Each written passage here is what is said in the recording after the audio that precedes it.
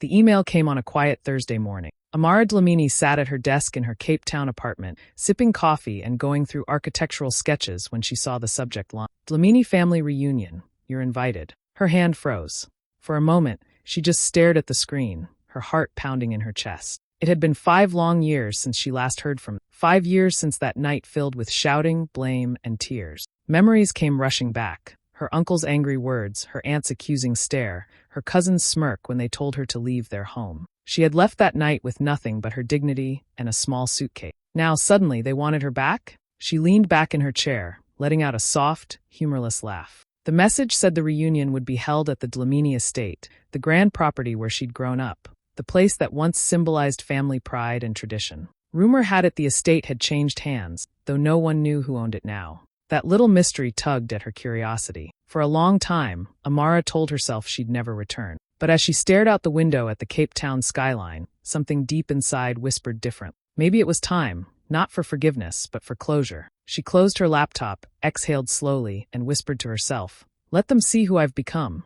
Then she smiled faintly and began packing her bag. 5 years ago, Amara Dlamini's world fell apart in a single week. It started with her father's sudden death, Becky Dlamini, the man who had raised her with warmth, discipline, and dreams bigger than the ocean. He was her greatest supporter, the one who encouraged her to study architecture and to believe that their family name could stand for something more than old money and pride. When he passed away, Amara thought the family would come together in grief. She was wrong. The day the will was read changed everything. Her uncle Saifo leaned forward, frowning at the papers, while her aunt Nomvula gasped dramatically. Her cousin Cabello whispered loud enough for everyone to hear. Of course she made him do it. They accused her of manipulating their father's will, claiming she had convinced him to leave her a bigger share of his estate. Amara was stunned. She tried to explain that her father had made those decisions himself, long before he fell ill. But no one listened. They saw her success, her education, her closeness with her father, and turned it into jealousy and suspicion. The argument that followed was ugly. Harsh words filled the room. Saifo shouted that she was no true Dlamini, that she was greedy and disrespectful. Nomvula cried about family betrayal. Cabello laughed bitterly and told her to pack her things before they threw her out. That night, Amara did just that.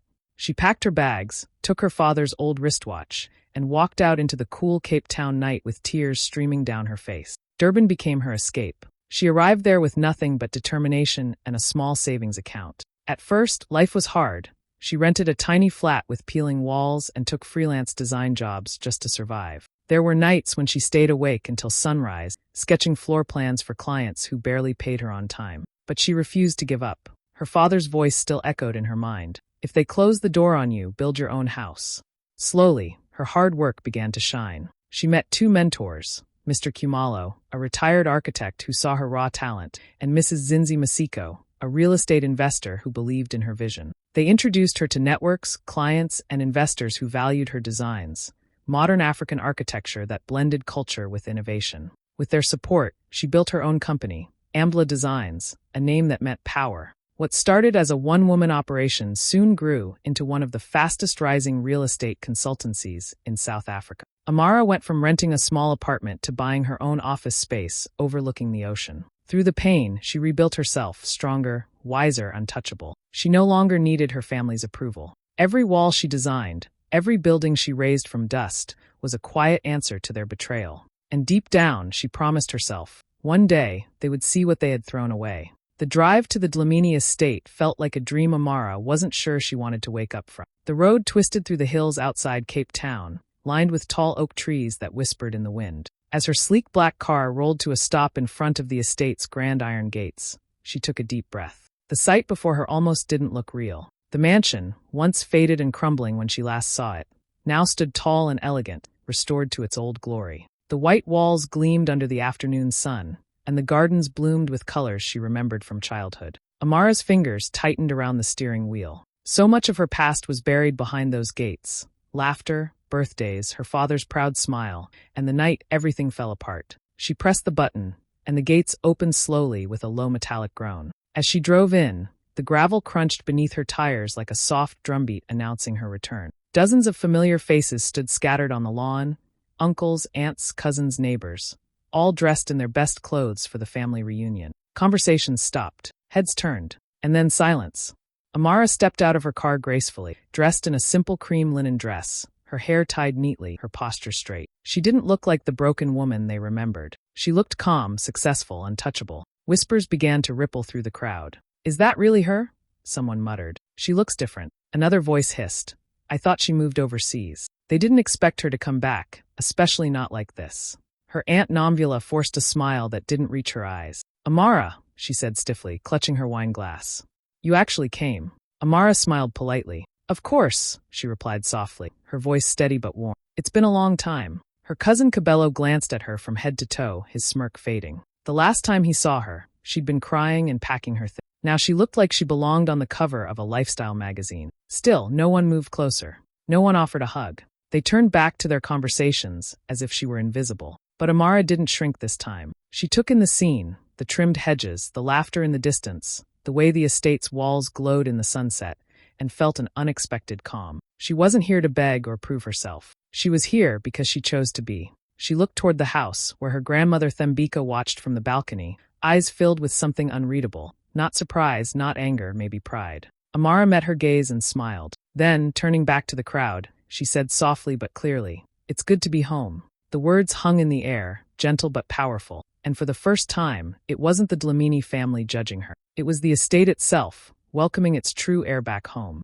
The dinner table glowed under the chandelier's golden light, its long surface filled with dishes that looked like a magazine spread. Roasted lamb, jollof rice, grilled vegetables, and bottles of expensive wine. Laughter bounced around the grand dining hall as the Dlamini family caught up on gossip and bragged about their lives. But at one corner of the table, the laughter stopped short. That was where Amara sat, quiet, graceful, and mostly ignored. She had arrived early and taken her seat politely, smiling and greeting everyone with calm warmth. But as soon as she sat down, it became painfully clear. No one wanted her there. Her Aunt Nomvula avoided her eyes completely, pretending to be too busy refilling her glass.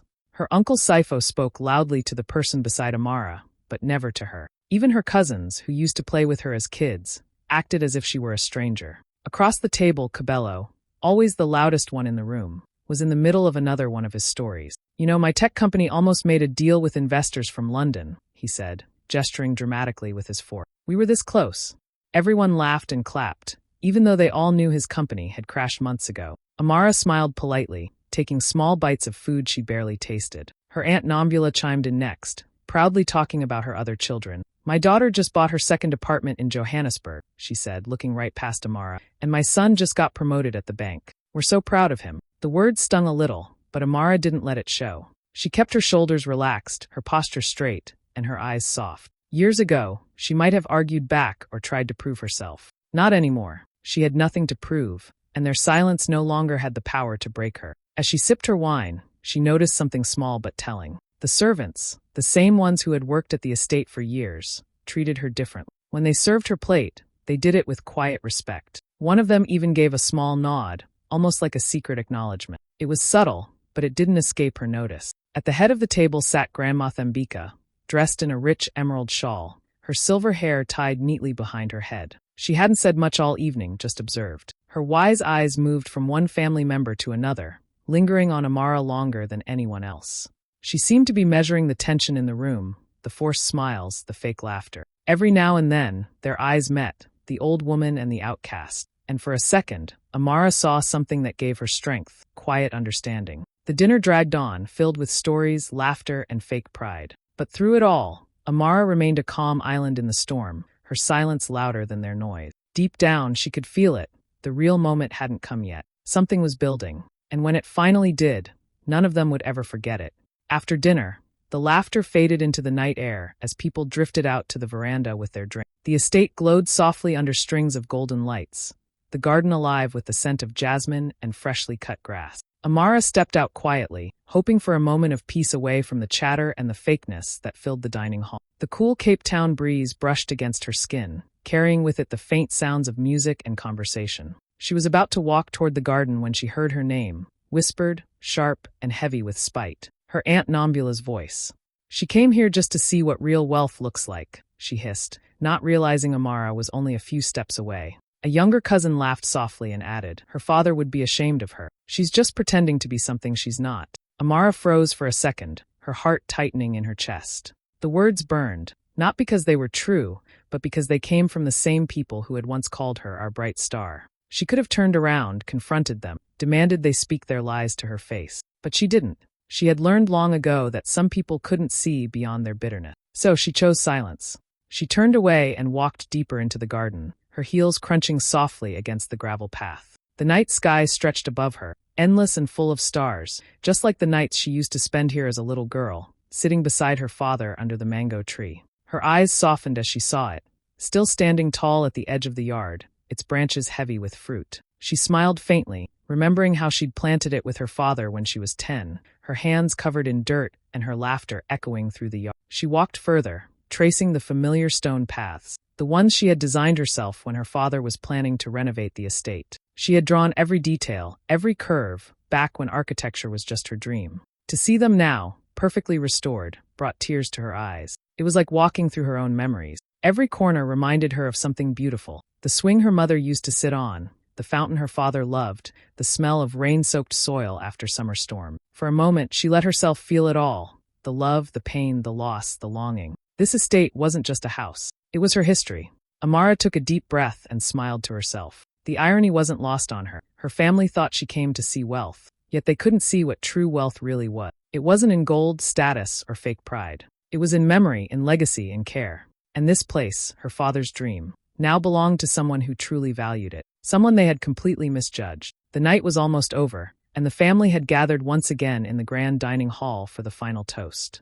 The long table glittered under the chandelier, glasses filled with champagne and wine. The mood was loud and joyful, or at least it looked that way. Inside, Amara sat quietly, her hands folded in her lap, her smile calm but distant. She had learned to stay still in the middle of storm. Uncle Sifo stood up, straightening his blazer, his face glowing from too much wine and self-importance. "All right, everyone," he called out, raising his glass high. "Before we end this wonderful reunion, I'd like to make a toast." The room fell silent, everyone turning to him with polite attention. He smiled proudly and said, "To the Dlamini legacy, may it remain in the right hands." A few people clapped, others murmured cheers, but Amara's glass stayed still in her hand. The words hit her like a small knife, soft but sharp. The right hands. She knew exactly what he meant. Sifo's gaze even lingered on her for a brief second, full of smugness and hidden challenge. But Amara didn't flinch. She simply smiled, lifted her glass halfway, and whispered, "To the legacy," under her breath. Her calmness seemed to irritate him even more. Then, from the head of the table, a slow, amused chuckle broke the tension. Grandma Thembika leaned back in her chair, her sharp eyes glinting with something mischievous. She said, her voice rich with quiet power. "Perhaps we should make another toast." The room turned toward her. Even Sifo froze, his smile fading just a little. "Oh," he said nervously. "And what shall we toast to, Mama?" Grandma Thembika's lips curved into a knowing smile. "Let's toast," she said slowly, "to the new owner of this estate." The room fell dead silent. Every conversation stopped. Forks froze midair. The only sound was the faint clinking of glasses being set down. Amara's heart beat steadily, but her face remained composed, calm, confident, almost unreadable. She quietly placed her own glass on the table, the sound of it touching the wood echoing louder than anyone expected. "New owner?" Namvula finally asked, her voice trembling slightly. "Mama, what do you mean by that?" Grandma Thembika didn't answer immediately. She just turned her gaze toward Amara, her expression soft but proud. The gesture was small, a nod almost imperceptible, but it spoke volumes. All heads turned in the same direction. Every eye in the room landed on Amara. Sifo's face twisted in confusion. Cabello blinked in disbelief. The cousins looked from her to the matriarch and back again, as if trying to make sense of what they just heard. The air grew heavy, thick with shock and realization. Amara didn't speak. She didn't need to. She simply sat there, composed and graceful, her presence radiating quiet strength. In that frozen moment, before a single word of truth was spoken, everyone in that room already felt it. The balance of power had shifted, and nothing in the Dlamini family would ever be the same again. For a long moment, no one spoke. The dining hall was so quiet that the ticking of the old grandfather clock filled the space like thunder. Grandma Thembika sat tall at the head of the table, her eyes sharp and full of quiet authority. Then she cleared her throat, the sound small but commanding enough to pull everyone's attention. 5 years ago, she began slowly, her voice calm but steady, when this family was tearing itself apart over who deserved this land, only one person did something real. Her gaze swept over the table, pausing on each stunned face. "While the rest of you were busy fighting, one of us stepped forward, bought this estate from the bank, rebuilt it from ruin, and saved the Dlamini legacy from disappearing. The room went still. You could almost feel the words sink into the air, heavy and unbelievable. Sipho's wine glass trembled slightly in his hand, a drop spilling onto the tablecloth. Nombula gasped so loudly that even the servants outside paused. Cabello gave a small, awkward laugh, trying to brush it off. "That can't be true," he said, forcing a smirk. "No one in this family has that kind of money. Who are you talking about, Gogo?" Grandma Thembika didn't answer right away. Instead, she turned slowly toward Amara, her expression softening, her lips curling into a small, knowing smile. Then, without saying a word, she gestured toward her granddaughter with a simple nod. Every head turned. The air grew thick, like the seconds before a storm. Amara sat still, her expression calm. No gloating, no anger, just quiet grace. She met her family's stares one by one, her voice steady as she finally spoke. "It's true," she said softly. "When the estate was about to be repossessed after the unpaid taxes, I stepped in. I bought it legally, and I restored it.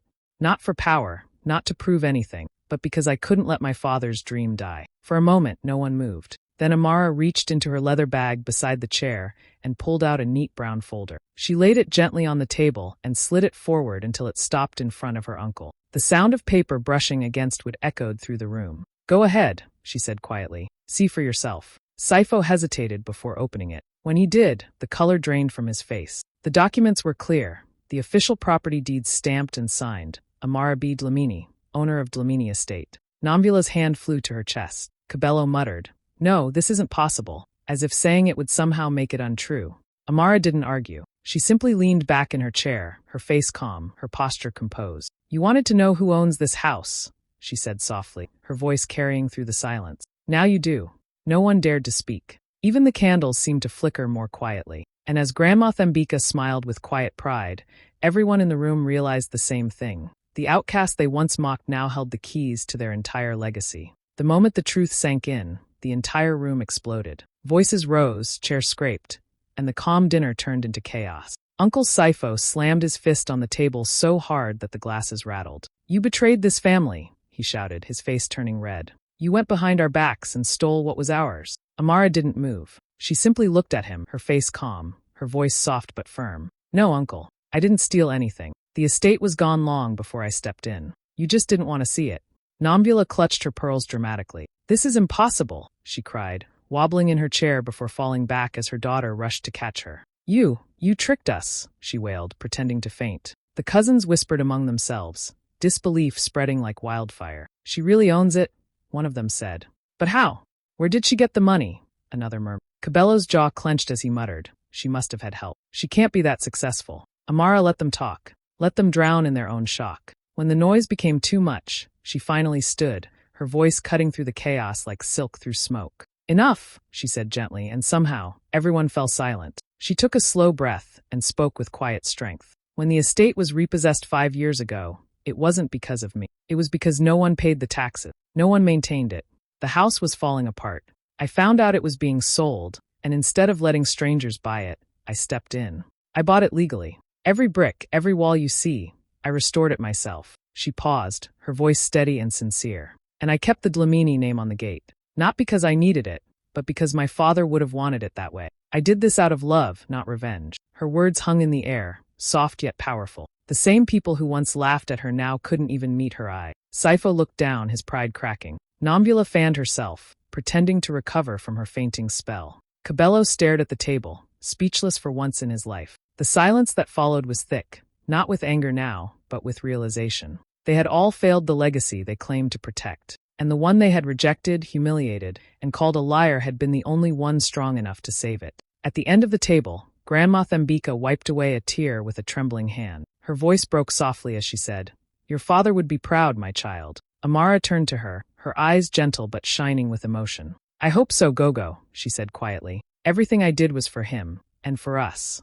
The old matriarch smiled through her tears, and for the first time that evening pride filled the room, not the kind that divided, but the kind that healed. And as Amara sat down again, the family that once cast her out could only stare, because now they all knew the truth. The outcast had become the cornerstone.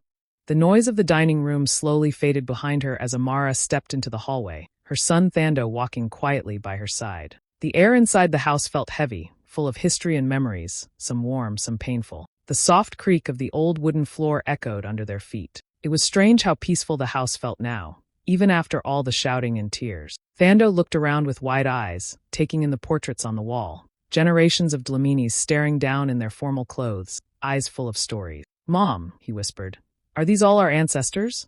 Amara nodded, a small smile touching her lips.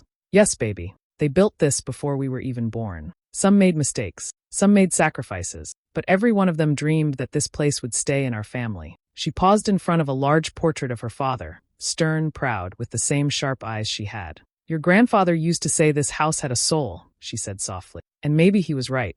They walked into the garden next, where the moonlight shimmered on the leaves. The air smelled of jasmine and wet earth. The flowers bloomed exactly as Amara had planned when she redesigned it. Simple, peaceful, full of color and life. "I planted every one of these with my own hands," she told Thando. When everyone turned their backs, this garden was the only place that listened. Behind them, quiet footsteps followed. The same relatives who had mocked and doubted her now trailed at a respectful distance.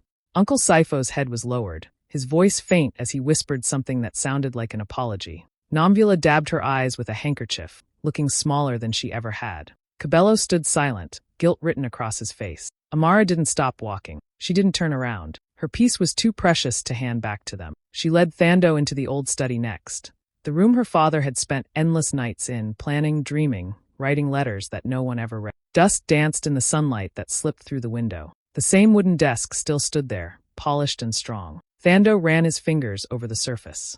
"Did Grandpa work here every day?" he asked. "Every single one," Amara said quietly. "He believed in this family, even when they disappointed him." She looked around the room, her chest rising with a deep breath. "This was where I decided to fight for it again." The family stopped in the doorway, their faces a mixture of regret and awe. Amara turned slightly toward them, not angry, not cold, just calm. "You don't deserve my pain," she said softly, her voice echoing through the old walls, "but you'll witness my peace." No one dared to speak after that. The words hung in the air like a prayer, wrapping the room in silence. Thando squeezed her hand, looking up with pride. "You really brought it back, Mom," he said. Amara smiled, her eyes glistening. "No, Thando," she whispered. "We did." And together, they stood in the house that once broke their hearts, now whole again, stronger than ever. Weeks had passed since the reunion, but the estate buzzed with a new energy, one built not on family squabbles, but on purpose. Amara had started the Becky Dlamini Design Scholarship, named in honor of her father. Every week, talented but underprivileged youth from Cape Town arrived at the estate, sketchbooks in hand, eager to learn and create. Seeing their excitement reminded Amara of her own journey, the late nights she spent chasing her dreams, and the mentors who had believed in her when no one else did. She had also decided to open parts of the estate to cultural organizations, turning grand halls into exhibition spaces and workshops, the gardens into outdoor classrooms and performance areas. The once private family home was now a community heritage center, alive with creativity, laughter, and the hum of possibility. It was a living legacy, something her father would have been proud of. News of her work spread quickly. Even the same family who had mocked her and doubted her now praised her publicly, attending openings and offering compliments. But Amara didn't seek their validation anymore. Their opinions no longer had power over her. She had learned long ago that true strength comes from within, not from the approval of those who once tried to break you. One evening, she stepped onto the estate balcony, Thando running freely below through the garden she had restored. The sun was setting behind the mountains, painting the sky in shades of gold and pink. The soft breeze carried the scent of jasmine and mango trees, and for the first time in years, Amara felt completely at peace. She rested her hands on the railing, watching her son laugh and play. A small smile curved her lips as she whispered to herself, the words carrying quietly into the warm evening air. "They ignored me once, but now even their silence speaks my name." And with that, the estate, her family's past, her father's legacy, and her own triumph, felt finally, beautifully